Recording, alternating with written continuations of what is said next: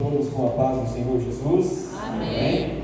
Gostaria de convidar, aproveitando que os irmãos estão em pé, para abrir suas Bíblias no livro de Atos dos Apóstolos, capítulo 1 e versículo 1. Atos dos Apóstolos, capítulo 1 e versículo também 1. Enquanto os irmãos encontram, eu agradeço ao Senhor por me conceder mais uma vez a oportunidade de fazer menção, o privilégio de estar fazendo menção da sua palavra, assim como Deus tem concedido pela vida do nosso presbítero Marcos Querubim. Eu agradeço a ele, agradecendo também a todos os irmãos que estão na coordenação do grupo de missão, aqui na congregação do Clarito. Para a glória de Deus, tem feito uma obra tão maravilhosa. Agradeço também a confiança, nosso pastor Roberto, mais uma vez, nos concede para estarmos aqui fazendo menção da palavra do Senhor nessa noite. Amém? Livro de Atos dos Apóstolos, capítulo 1, versículo 1. Grandes coisas já tem feito o Senhor em nossas vidas. A presença do Espírito Santo de Deus é real neste lugar. Eu glorifico a Deus, pois tenho contemplado com os meus olhos nessa noite, mais uma vez, a excelência com que cada irmão e irmã aqui louvou a Deus nessa noite, os grupos, os instrumentos, para a glória do nome do Senhor, com excelência. E eu creio que o Senhor também tem uma palavra para os nossos corações e Ele quer nos alimentar nesta oportunidade. Por isso, continue com seus ouvidos atentos à voz do Senhor, porque Ele quer falar conosco em nome de Jesus. Diz assim a palavra do Senhor: Fiz o primeiro tratado, ó Teófilo, acerca de tudo que Jesus começou não só a fazer, mas a ensinar, até o dia em que foi recebido em cima, depois de ter dado mandamentos pelo Espírito Santo aos apóstolos que escolhera, aos quais também, depois de ter padecido, se apresentou vivo, com muitas e infalíveis provas, sendo visto por eles por espaço de 40 dias, e falando do que respeita ao reino de Deus. E estando com eles, determinou-lhes que não se ausentassem de Jerusalém, mas que esperassem a promessa do Pai, que disse ele: de mim ouvistes? Porque na verdade João batizou com água, mas vós sereis batizados com o Espírito Santo não muito depois destes dias. Aqueles, pois, que se haviam reunido, perguntaram-lhe, dizendo: Senhor, restaurarás tu neste tempo o reino a Israel? E disse-lhes: Não vos pertence saber os tempos ou as estações que o Pai estabeleceu pelo seu próprio poder, mas recebereis a virtude do Espírito Santo que há de vir sobre vós, e ser-me-eis testemunhas tanto em Jerusalém como em toda a Judéia e Samaria e até aos confins da terra. Amém. Glória a Deus. Os irmãos podem se tomar o nosso assento com liberdade para continuar glorificando ao nome do Senhor nessa noite. Quando nós olhamos para a palavra de Deus, especialmente nesse tratado aqui trazido por Lucas, segundo aquilo que a tradição bíblica e os primórdios da igreja nos ensina e nos demonstra a respeito das obras que Deus o inspirara para relatar e transcrever para nós, nós vemos aqui o início daquilo que foi relatado como o período do único livro histórico do Novo Testamento. Nós conhecemos a palavra de Deus e sabemos pela história também que no início, quando estavam sendo coligidos os primeiros livros, para então reunidos, serem edificados com aquilo que nós conhecemos hoje na Bíblia Sagrada como o Novo Testamento, haviam então em suas mãos, primeiramente, os Evangelhos, e assim como foram se sucedendo as cartas, as epístolas paulinas. Nós vemos como Deus levanta de uma forma tão geniosa, inspirada pelo Espírito Santo, Lucas, para escrever então os Atos dos Apóstolos, ou como poderíamos dizer, os Atos do Espírito Santo, o único livro histórico que vem então a dimensionar e a mostrar para todos como se deu os primeiros 30 anos da igreja na face da terra. Os primeiros 30 anos a partir do momento onde eles recebem essa promessa de Deus antes dele ser assunto aos céus. E nós vemos um significado muito profundo naquilo que lemos hoje, naquilo que Deus permite que seja relatado para nós como um início, aquilo que deu prosseguimento ao sacrifício que Jesus fez, para que todo aquele que nele crê fosse salvo, não perecesse, mas recebesse sobre si a vida eterna. E nós conhecemos a palavra pelo próprio Jesus dizendo para os seus discípulos como uma das últimas instruções: ide por todo o mundo, pregai o Evangelho a toda criatura. Quem crer e for batizado será salvo, porém quem não crer será condenado. Nós conhecemos as palavras de Jesus, nós conhecemos também os discípulos que estavam com ele. É certo que não eram apenas os 12 que são os mais mencionados, mas havia muitos outros, tanto que neste momento nós vemos aproximadamente 500 pessoas ouvindo as últimas palavras de Jesus antes dele ser assunto aos céus. E nós conhecemos a história e sabemos como foram as suas personalidades, cada discípulo, cada homem ali que se dispôs a seguir ao Mestre e se propôs a dar continuidade à demonstração viva deste Evangelho diante de toda a humanidade. E nós sabemos como que eles tiveram um contato direto com o seu Senhor e assim foram a cada dia experimentando das novidades de tudo aquilo que os céus trazia para a humanidade de acordo com aquilo que fora relatado pelos profetas, especialmente o profeta Isaías, porém não apenas ele, Zacarias, e assim como tantos outros descreveram onde nasceria o Messias, como se daria a sua vida, quais seriam as suas chagas, a sua dor, o seu sofrimento, o preço que ele pagaria, para que então, por meio deste preço, a promessa feita lá no Gênesis 3,15 fosse então completada e consumada na vida de Jesus Cristo.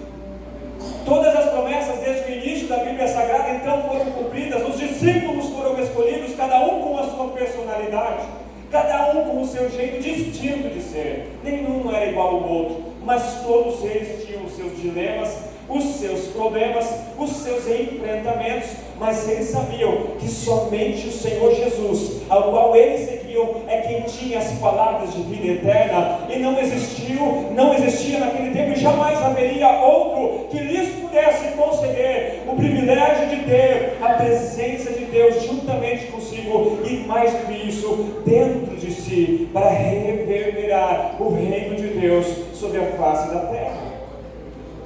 É por isso que nós olhamos então para aqueles discípulos que muitas das vezes demonstram tantos problemas, confrontos, enfrentamentos, homens que viam Jesus de perto realizar milagres, prodígios, curar enfermos, ressuscitar mortos, fazer aquilo que ninguém tinha feito, porque somente Jesus veio para cumprir aquilo que de forma cabal viesse a revelar que Deus estava diante dos homens para lhes dar aquilo que eles precisavam para viver nessa terra, mas muito mais do que isso, lhes dar a vida por toda a eternidade. E estes homens, vendo estes exemplos de Cristo juntamente consigo, eles muitas das vezes tinham dúvidas, tinham confrontos internos, perguntas que muitas das vezes, no momento específico, não era respondida.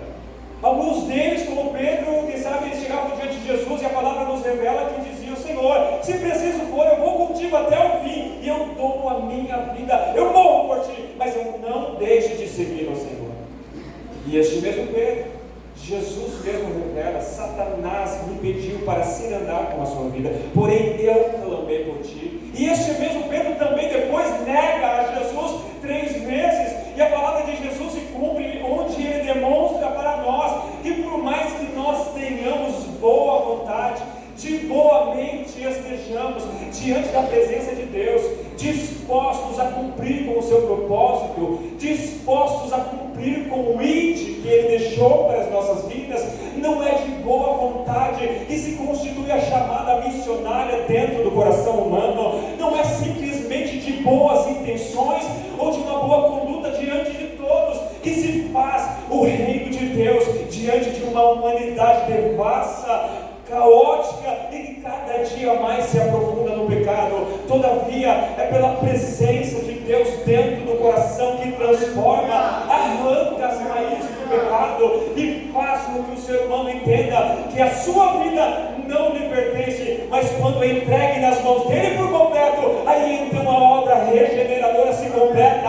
as almas são alcançadas e a glória ao nome de Deus ele é recebido. E assim nós olhamos então para os discípulos, eram confrontos, eram dilemas, eram tantas situações onde eles se encontravam em dúvidas cruéis, eram confrontados, a sua fé era confrontada. Nós vemos quando eles estão em determinado momento também em um lugar distinto, em Samaria, e ali eles são, quem sabe, eles são rechaçados diante daqueles aos quais eles foram levar as boas novas, e um deles diz: Senhor, vai consumir todo mundo aqui. Eles não quiseram te receber. Aí Jesus, então, com toda a sua sabedoria, ele conhece o coração que ainda está sendo transformado, lapidado, é iniciante. De que espírito sois vós? Pois não sabeis que eu vim para trazer a vida. E Jesus veio trazer a vida, e vida com abundância. Eu não vim trazer a divisão, a contenda, a ira. Eu não luto contra carne e sangue. Não é contra esse jugo nem de Roma, ou nem do teu inimigo que está à tua porta, que eu vim te livrar agora. Mas eu te digo que a vida que eu te dou, e o poder que eu te apresento por meio da presença do Espírito que está sobre mim, e estará sobre você, você fará coisas tão grandes, tão extraordinárias, que se preciso for, você entregar a sua vida, perder a sua cabeça, derramar o seu sangue, ser crucificado de cabeça para baixo, você saberá que você conseguirá, porque você entenderá que não é você que faz, não é você que tem, não é você que vai, não é a tua palavra, não é a tua condição, e nem a tua capacidade, mas sou eu na tua vida, que te proporciono o recurso, a glória, a graça e a consumação do propósito que eu mesmo estabeleci. Este é o Evangelho de Cristo. O Evangelho diferente daquilo que os fariseus, saduceus e todas aquelas classes que haviam à época de Jesus pregava. Porque eles diziam: eu vou me assentar nos primeiros bancos da sinagoga, eu vou levantar as minhas mãos em público, para que todo mundo veja que eu estou adorando, que eu estou buscando, que eu tenho merecimento, eu tenho credencial para ser o servo de Deus e representar o reino de Deus nessa terra. Esses homens, eles colocavam largos filactérios na sua cabeça, eram representações da lei para dizer que meditavam nela, que viviam ela. Eles faziam questão de fazer jejum em público e deixar o seu semblante decair, para que todos vissem que eles eram diferentes. E Jesus, totalmente diferente, totalmente contra esta corrente, ele diz: tudo aquilo que tu fizeres, se for dar uma oferta, dê com uma mão para que a outra não saiba, mas o teu Deus que vê no oculto, ele te recompensará. Aquilo que tu fazes quando orares, saiba que entrando no teu quarto, fechando a tua porta, falando com o teu Pai no escondido, no oculto, onde ninguém vê, ele se revelará a ti, e na intimidade que tu tens, terás ainda mais com o Senhor, ele levantará a tua vida para resplandecer a glória dele. Mas é no oculto, é no escondido, é na humilhação, é no quebrantamento. Não é na exposição, quem sabe, de um grande conhecimento humano, mas na demonstração de um grande amor que é capaz de transformar qualquer vida e de entregar a própria vida, se necessário for, pelo Evangelho do Reino. Então esse é o Evangelho de Cristo. O Evangelho que veio totalmente diferente daquilo que muitos esperavam do que seria o Messias. Muitos olhavam para o jugo que se detinha sobre eles, o jugo de Roma, que lhes impunha altos impostos e lhes colocava tantos pesos sobre os seus ombros, e eles diziam: mas como eu posso servir a Deus com tanto peso, tanta angústia, tanta aflição? E é por isso que desde o começo existe aquela esperança: Jesus virá, e o Messias, ele virá, e ele nos libertará. E não bastasse em todo o caminho, uma trajetória onde Jesus fez o que fez, quando ele chega lá, nos últimos dias na terra, antes de ser assunto, ainda naquele momento, os discípulos olhavam para ele e ainda perguntavam: Senhor, restaurarás tu neste tempo o reino a Israel? Como que se dizendo: Senhor, eu confiei em ti, eu esperei no Senhor, nós confiamos e demos a nossa vida para o Senhor, mas a nossa família, ela viverá a libertação desse jugo que nós temos vivido todos esses anos sobre Roma. Quem sabe, Senhor, será nesse tempo que o Senhor está aqui conosco, fazendo uma revelação tão grande que nós viveremos essa liberdade política, essa liberdade religiosa, essa liberdade de adorarmos a Deus. Quem sabe nós poderemos ser como os fariseus são, quem sabe nós poderemos ser aqueles exímios cumpridores da lei. E Jesus estava lhes dizendo: não vos pertence saber os tempos ou as estações que o Pai estabeleceu pelo seu próprio poder, mas eu vos digo uma coisa: se falta o entendimento, se falta, quem sabe, o próximo passo para que a obra seja consumada, eu lhes digo qual é a solução, qual é a resposta para que tudo seja realizado no meu reino conforme a minha vontade. Foi a mesma resposta daquilo que aconteceu sobre mim, pois quando Jesus foi cheio do Espírito Santo, ele assim o foi para demonstrar para nós de que forma nós poderíamos alcançar as almas e fazer a diferença nessa terra. Então ele diz aos discípulos e àqueles todos que estão com eles: mas recebereis a virtude do Espírito Santo que há de vir sobre vós, e então ser-me-eis testemunhas, tanto em Jerusalém como em toda a Judeia, Samaria e até os confins da terra. João 20, 22, se não me engano, no capítulo 20, que João escreve o seu evangelho, ele diz que Jesus, após a ressurreição, ele se encontra com os seus discípulos, ele sopra sobre eles o Espírito Santo. Eles já não estão mais simplesmente na sua carne, dependentes da sua própria vontade, mas existe uma regeneração iniciada por Cristo ali, que os leva a serem conformados mais profundamente ao propósito de Deus, para viver o chamado missionário que repousava sobre a vida de cada um deles. Porém, Jesus sabia que não era apenas com essa regeneração, santificação inicial, pela presença que eles receberam em confirmação da sua fé, não seria apenas isso o suficiente para eles viverem o Evangelho de Deus na sua plenitude.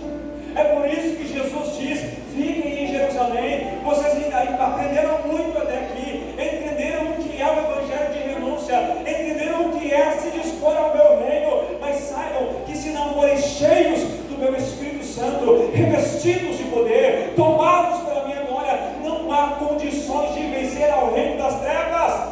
Não há condições de vencer aos empecilhos que tentarão se indispor à igreja de Deus. E Deus está falando aos nossos corações nesses últimos dias. Muito tem o Espírito de Deus clamado, pois nós o recebemos quando nós recebemos a Jesus, quando nós o aceitamos. Recebemos o Espírito que nos regenerou, recebemos o Espírito que nos convenceu do pecado, da justiça e do juízo. Mas o que Deus tem falado aos nossos corações nestes últimos dias, e especialmente a nós, como pentecostais que somos, é que se nós não formos revestidos, tomados e mais uma vez revestidos pela glória de Deus, nós não teremos condições de suportar a pressão que está vindo e aquela que ainda sobrevirá sobre a igreja militante na face da terra. E é por isso que Jesus então faz questão de demonstrar aquilo que ele sempre ensinou: entregue tudo que tu tem em primeiro lugar a Deus, e então verás como ele é Senhor sobre a sua vida. O Evangelho segundo escreveu Lucas, no capítulo de número 14, a partir do versículo 25, nos diz: quando Jesus olha para uma grande multidão que o segue, ele de certa forma ele clama alto lá: aquele que não estiver disposto a abrir mão de pai, de mãe, de irmão, de irmã, de filho, de filha, e de tudo quanto tem pelo meu reino, não é digno dele.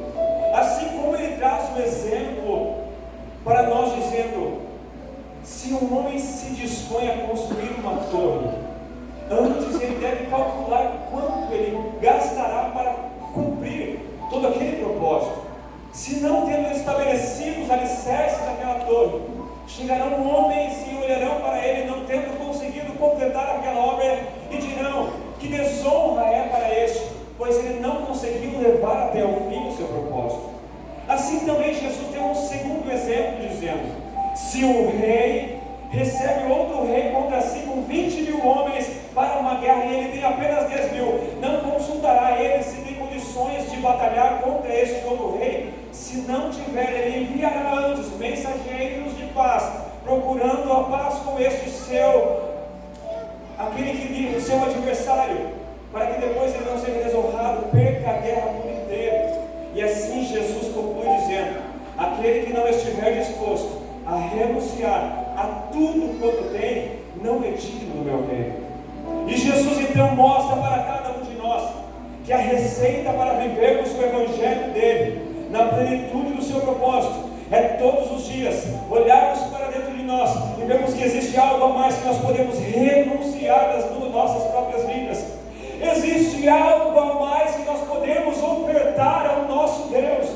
Existe um detalhe a mais, uma entrega a mais, um sacrifício a mais, um jejum a mais, uma oração a mais, um clamor a mais, uma renúncia a mais, que nós podemos entregar para o nosso Messias, digno de receber toda a honra, glória e adoração.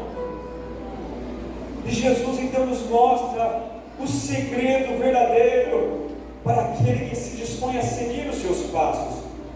E nós olhamos também como o próprio apóstolo Paulo diz: visto que com o coração se crê para a justiça e com a boca se faz confissão para a salvação. Escrevendo no seu 10º capítulo a carta que ele escreve aos Romanos, ele então transcreve isso para eles, dizendo que todo aquele que recebe o Evangelho recebe a semente em seu coração e lhe é oferecido o poder de Deus para a transformação da sua vida. Mas ele continua dizendo: como crerão se não há quem pregue? Como pregar se ninguém se dispõe a ir? E como crerão naquele de quem nada ouviram?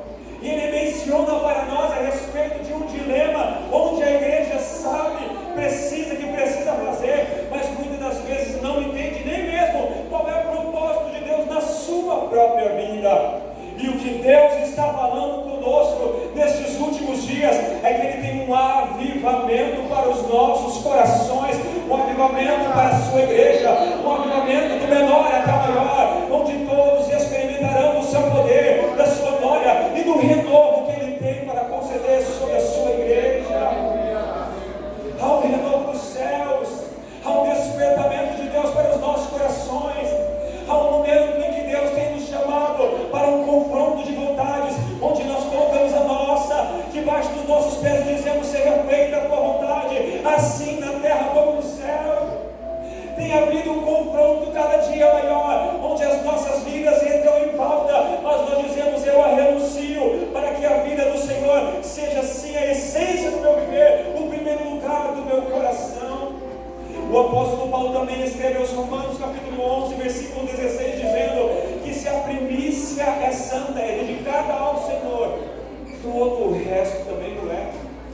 A palavra de Deus nos mostra e nos direciona para o caminho, onde além das primícias relatadas lá no Antigo Testamento, desde Moisés, no Êxodo e Levítico, ela é reiterada por toda a Bíblia Sagrada, demonstrando para nós: Deus requer o primeiro lugar, Deus requer o primeiro louvor, a primeira essência, a primeira posição, a primeira colocação, a maior prioridade, a maior essência de tudo aquilo que somos e que temos é dele. E quando Ele tem isso nos nossos corações, não é possível e nós não conseguimos nos deter diante da sua presença, sem que as lágrimas banhem os nossos olhos, sem que o clamor ele surja nos nossos corações do Espírito Santo: a quem irá e a quem enviarei. Mas eu quero crer que nessa noite Ele está dizendo, Ele está chamando, e há muitos que estão aqui com o seu coração dizendo: Senhor, envia-me a mim, eu estou disposto, eu quero ser cheio. E o Senhor tem renovo do Espírito para a tua vida aqui nessa noite.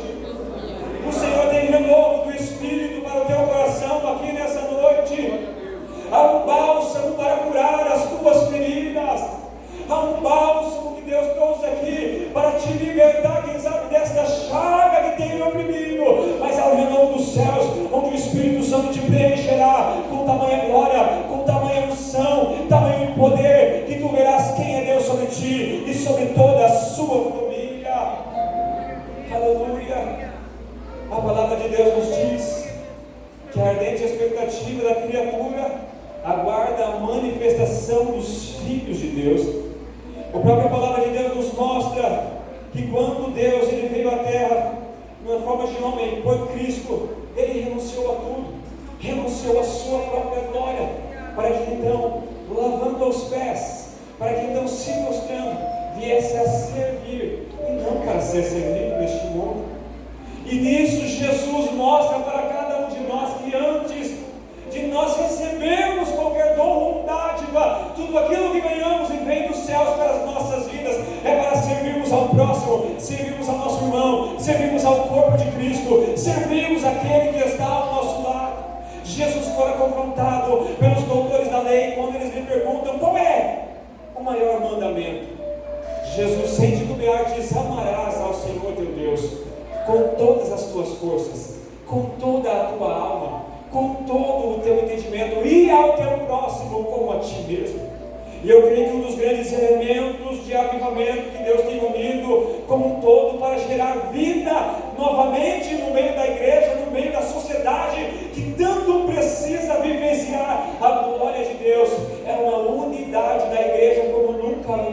vida.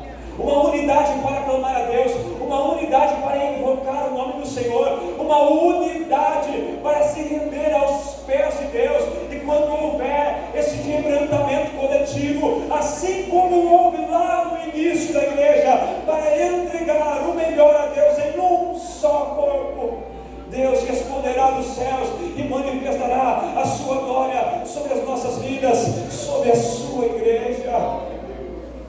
Este despertamento que Deus tem trazido também é um despertamento pela palavra, que nos tem levado cada dia mais a entender que antes de vivermos o mover sobrenatural do Espírito e até mesmo evangelístico, que é o prisma principal do avivamento, nós viveremos antes uma revalidação de conceitos.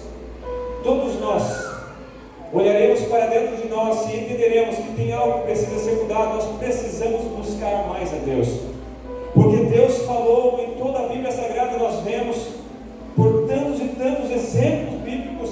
Pelo tempo não vou me deter aqui em mais exemplos, mas eu cito aqui o profeta Joel, que quando no seu tempo olhava para a sua realidade, entendia o quanto precisava voltar à essência da primazia ao Senhor.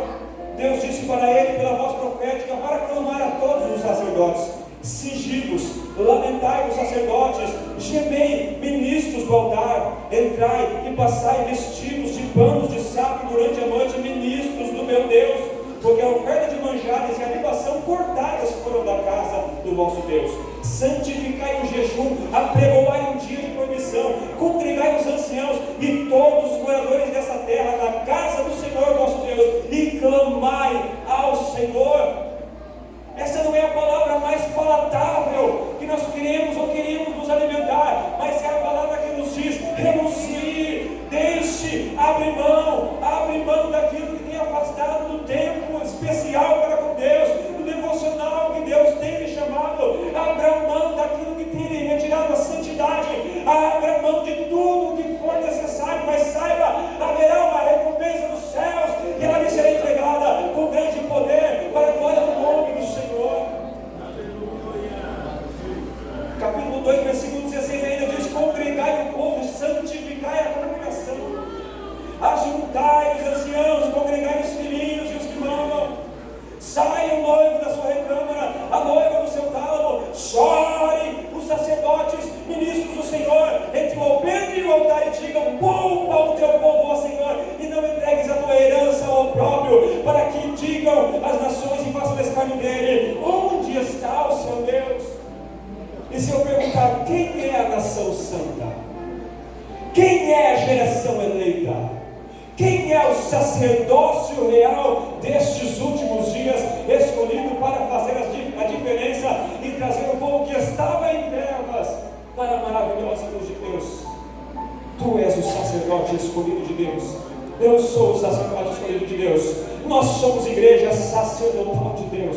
E nós estamos aqui, e Deus tem colocado em nossos corações, e Deus tem inspirado pelo Espírito Santo e clamado em nossa alma, que nós devemos chorar, clamar por Deus, amarmos as almas, temos desejo para alcançar a cada uma delas, pois enquanto a lágrima não descer dos nossos rostos, o ofício sacerdotal não será pleno, porque aquele que se dispõe a entregar o sacrifício, receber uma resposta de Deus e transmitir ao povo, sacerdote que é, não a transmitirá enquanto o sentimento verdadeiro não estiver no seu coração em essência.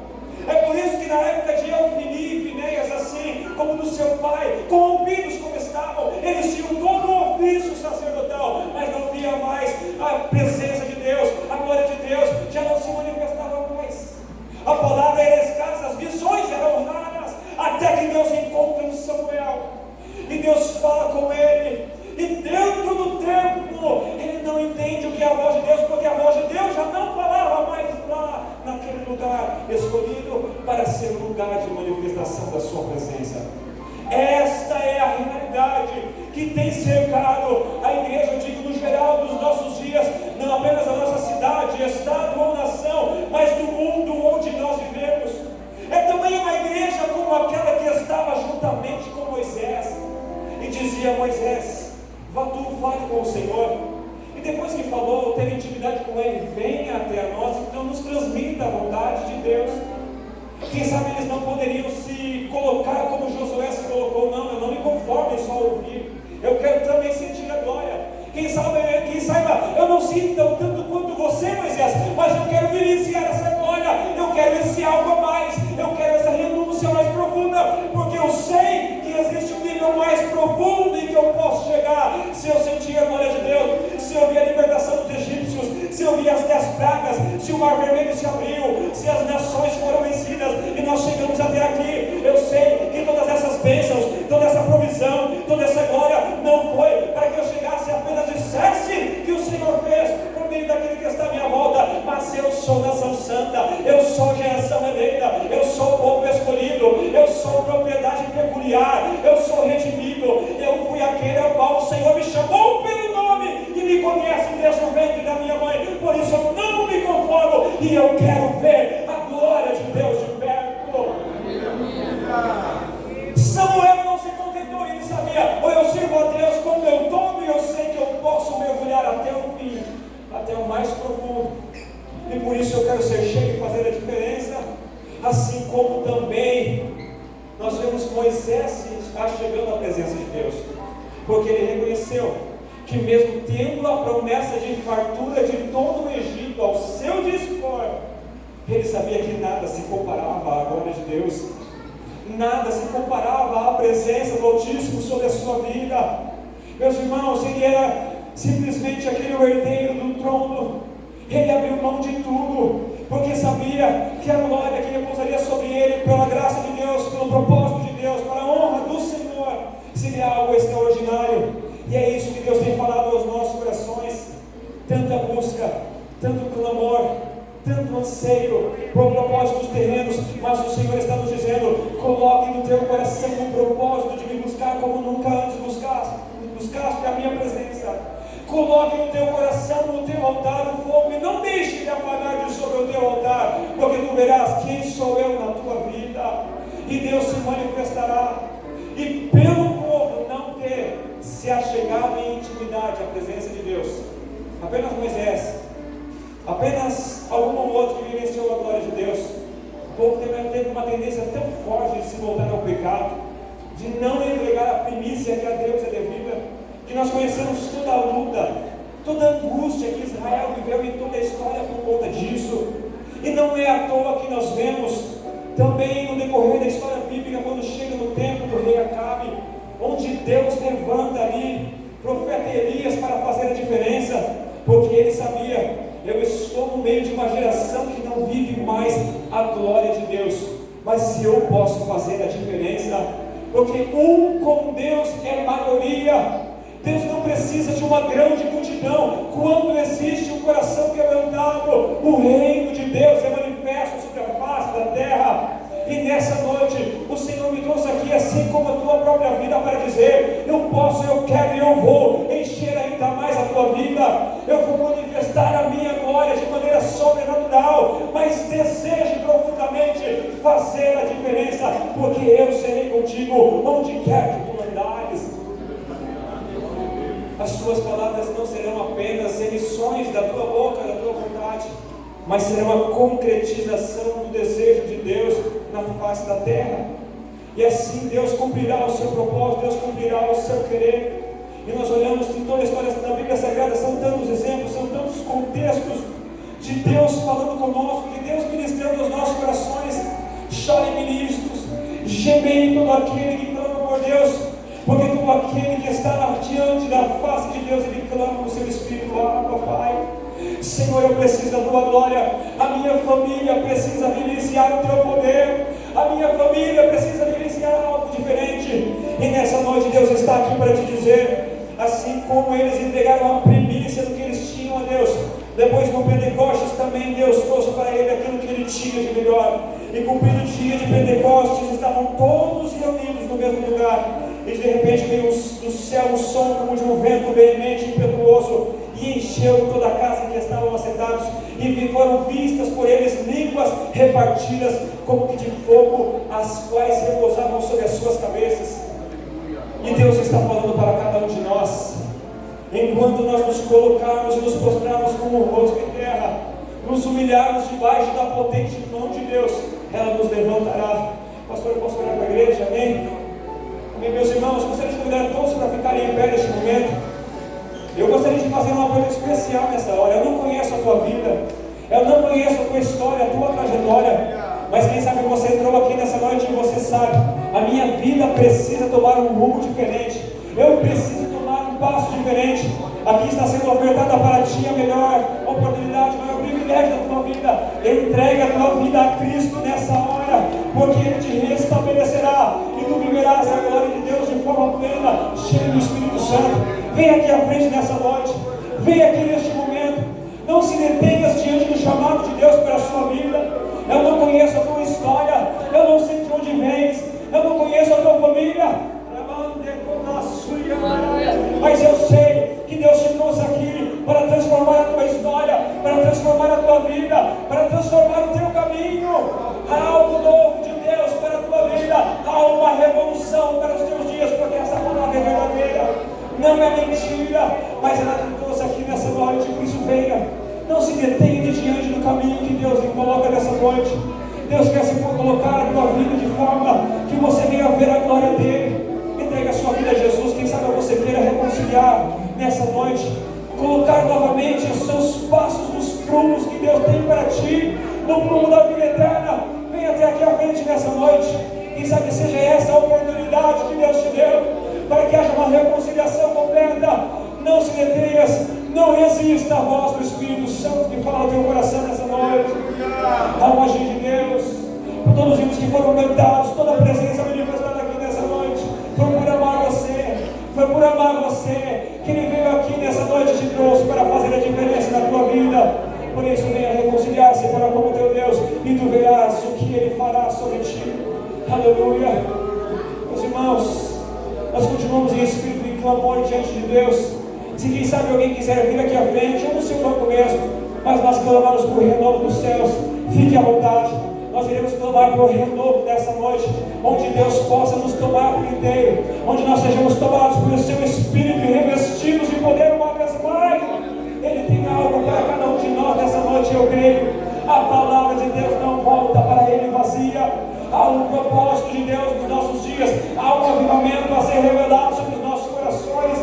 Há lágrima, muita lágrima para ser derramada ainda, há muito choro, há muita conversão, porque antes do agir externo, Deus faz dentro do coração o quebrantamento, a humilhação que Deus tem movido os nossos corações. Por isso eu gostaria de clamar para ti nessa noite. Incline sua cabeça, feche os seus olhos e continue com o seu espírito rendido diante da presença de Deus. Nós iremos orar nesta hora, eu creio. Há mais uma porção de Deus para a sua vida, porque Ele fará com que tu saias daqui hoje com as mãos cheias da sua presença e do propósito que Ele tem sobre ti. Por isso oremos a Deus nessa hora em nome de Jesus Cristo. Senhor nosso Deus e nosso Pai, meu Deus, nós cremos no teu propósito, na tua promessa e na tua verdade, que a tua palavra não volta para ti vazia, antes cumpriu o que lhe apraz e prospera naquilo para o qual ela foi enviada. É por isso, Senhor, que nós clamamos, meu Deus, pelo vento do teu Espírito Santo, e sopre dos quatro cantos em nome de Jesus Cristo. Em nome de Jesus Cristo, faça repousar em cada coração a chama viva da tua glória, do teu poder, da tua unção, da tua graça, para que todos saibam que só tu, ó Deus, és o único que pode transformar as vidas. Só tu, ó Senhor, és o único que pode revolucionar o coração do homem e encher o Espírito Santo. Por isso, nessa noite nós te clamamos, encha-nos uma vez mais com a tua glória, renova os nossos dias como antes e torna a fazer notórios os teus grandes feitos, levantar a voz profética, papai, novamente, e nos refugiar na tua luz, Pai, que nós possamos nos quebrantar a cada dia mais, e não olhemos apenas, Senhor, para aquilo que está à nossa volta, mas que nós possamos entender que há um caminho muito mais amplo, muito mais profundo, há uma glória a ser revelada, e esta glória é extraordinária, para que todo aquele que te criou, Pai, seja salvo, seja redimido e seja cheio do teu Espírito Santo. Meu Deus, nós te clamamos, continua conosco e enche-nos cada dia mais para a glória do teu santo nome. Em nome de Jesus nós te clamamos, em nome de Jesus. Glória a Deus, aleluia. E que o Espírito Santo continue aplicando em nossos corações conforme a sua vontade, para a glória